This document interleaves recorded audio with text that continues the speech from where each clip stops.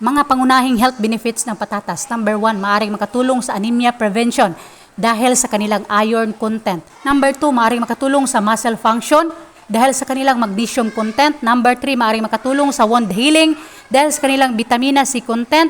Sunod, maaaring makatulong sa eye health dahil sa kanilang carotenoids content. Sunod, maaaring makatulong sa skin health dahil sa kanilang mga nutrients na maaaring makabuti para sa balat tulad ng vitamin C, B6, potassium, magnesium, zinc at niacin. Sunod, maaaring makatulong sa brain function dahil sa kanilang vitamina B6 content. Sunod, maaaring makatulong sa bone health dahil naglalaman ito ng mga mineral na mahalaga para sa bone health.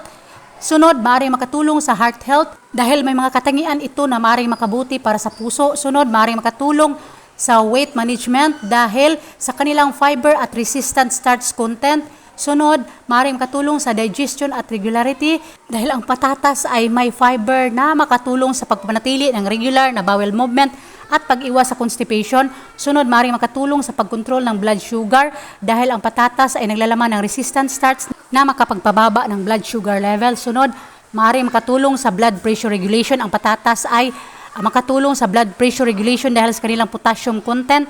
Sunod, may antioxidant properties.